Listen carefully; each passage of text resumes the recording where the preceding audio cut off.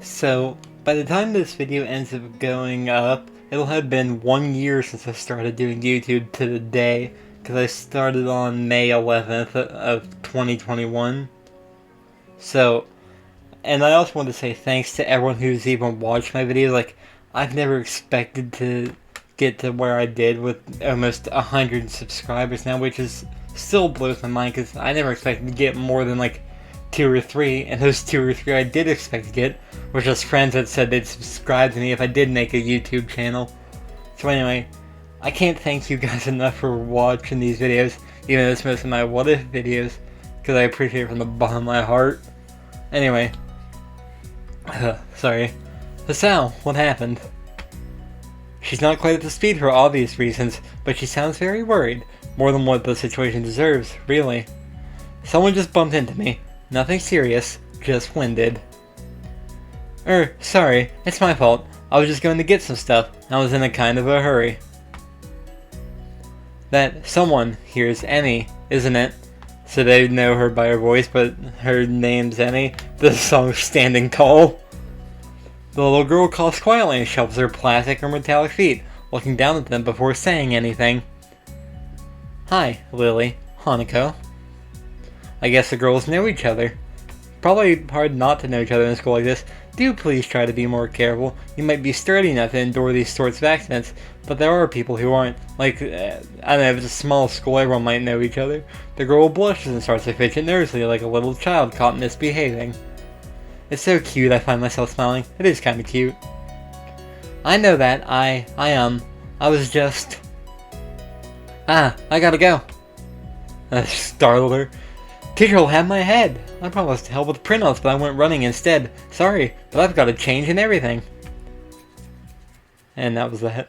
Before any of us can say a thing, Emmy has already bolted away, leaving the hallway eerily quiet. Does that kind of thing happen often around here? There are more rules in Yamaku than usual for running in corridors. But that rarely stops Emmy, it seems. She shakes her head weakly and offers a slight, composed smile. I don't think there's anything we can do to stop her, I'm afraid. Shall we be off, then? Lily heads off along the hallway, and Hanako hurries after her. The route to the room the two used for tea is fairly simple to retrace, being still fresh in my mind from yesterday.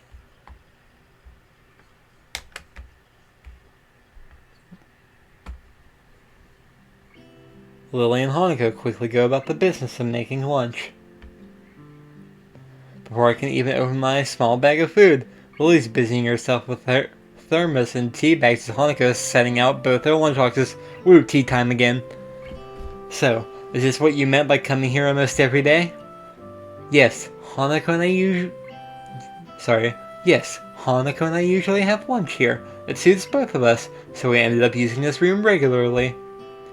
After seeing Hanako's reactions to me over the past couple of days, I can understand why that is a boon.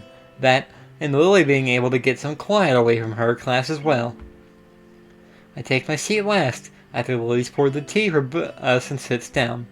Woo, tea! The more time I spend with these two girls, the more I think they're a perfect world of Misha and Shizune. None of them have teacups. Even without a voice, Shizune is direct and brash, and Misha seems to get along with everyone. On the other hand, Lily is soft-spoken and relaxed, while Hanako seems to be the shyest girl I've ever met. They probably made that like that on purpose for them to be exact opposites, the two duos. So, how are you faring in Yamaku, Hisao? You seemed a bit flustered before. Apart from getting lost every now and again, and being crash-tackled outside my classroom, fine I guess. Did they ever say what Misha's disability is? I honestly had no idea. You looked pretty hurt before. Are you really? Okay. For a brief moment, I considered telling Hanako and Lily about my condition, but then I hold it back. I can't tell why, but for some reason I feel uncomfortable talking about it to these relative strangers, even if they have been pretty friendly. Yeah, it's nothing. I was just a bit startled. Judging from the two girls' expression, I don't think that they're buying it, but in what I assume is their way of respecting my privacy, they don't press the matter. I guess that is one of the unwritten rules around here. Don't ask. Even if people's conditions are obvious, like Hanako's, there's still bound to be a story involved. Yeah, probably. Is that like don't ask, don't tell, I guess? I don't know. Ooh, crap, I didn't mean to skip that. Sorry.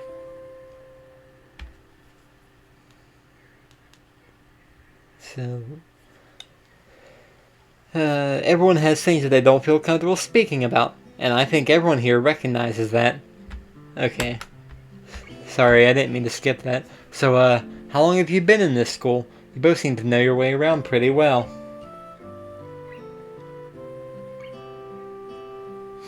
Well, I've been here since the start of high school, but only moved into the dormitories a year ago. So, do dormitories in do high schools in Japan normally have dormitories? Like, American high schools that I went to didn't, so I have no idea. Hanako joined at the start of high school as well, and moved to the dormitories when she did, if memory serves me right. That's right, since high school. So you've known each other since then? Since I moved, yes. Hanako lives next door to me, so it's only natural, right? Right. Yeah, of course. Living next to someone is probably reason enough to befriend them, though I'm guessing that Lily's blindness played a part in it as well. I can't imagine Hanako easily making friends with someone who has to deliberately avoid looking at her scars. With the immediate conversation dried up, we start to eat our lunch. I never met someone with scars like that, so I don't know, but I assume it would be hard to, not look at. It isn't long before the bells are signaling the end of the break. Like me, the girls pack up their lunches as efficiently as they set them out. I guess I'd better be off. Are you going to go with Hisao, Hanako? Hanako looks up at me, and for a second I can see that she is considering skipping class. Maybe just to avoid walking to the classroom with me. It looks like we're giving her the evil eye there. Yes. I don't know what to think of it. Hanako really is delicate to the point of breaking if looked at in the wrong way. It makes me a bit nervous too, but I push the feeling aside, trying to be as natural as I can. We should hurry then. Class has already started by the sound of it.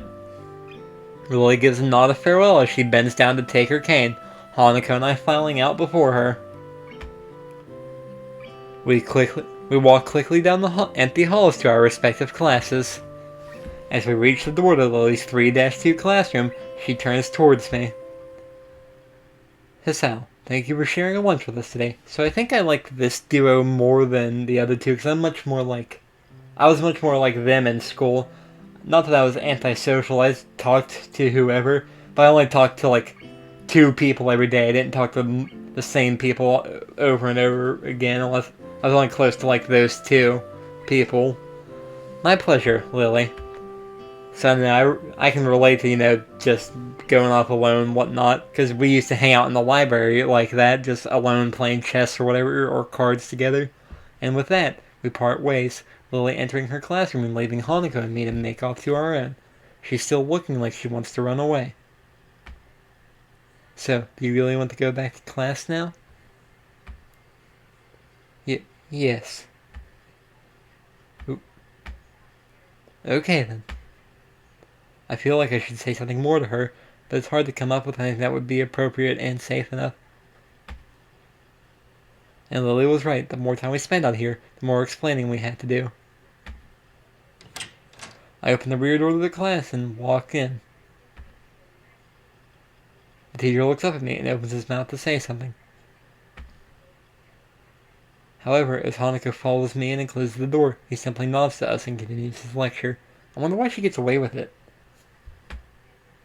This is the 3rd time that Hanako has had her truancy practically ignored. There's definitely something going on here. We make our way to our seats, and I notice that Misha and Shizune are both missing as well. That's kind of weird. I wonder if it has some form of informal agreement with the staff, or if it's a perk afforded to the unique students of this school. Trying to make as little disturbance as I can, I extract the relevant textbooks from my bag and start catching up. The class goes on quietly. The teacher seems like an okay person despite the weird first impression I got, and the material is relatively interesting. However, the way he teaches is really bizarre. If it's as if he expects that everyone is a natural genius, that would be weird to have a teacher like that. Oop. With the final bell sounds, I realize that there is still a lot of time left in the day. I am left wondering what to do. What song is this one? Afternoon. Well, that was simple, but I do love this soundtrack. It builds character. It's odd. At the hospital, I had 24 hours a day of free time. But here, filling the considerable shorter hours feels difficult. Huh, that's weird. Everyone else leaves and I'm left alone with the teacher. Muto is examining... I still don't know how to pronounce that. Muto is examining the assignment sheets we were working on earlier, marking them with a red ball pen. Raising his eyes from his papers briefly, he notices me and furrows his brow. What is it, Nakai? I jump at him, addressing me. I guess it's natural to spark some conversation since there's nobody else around. Nothing. Thinking about what I'd do after school. The teacher slowly puts a cap on the pen he's holding and arranges his papers into a stack, clacking it against the desk twice.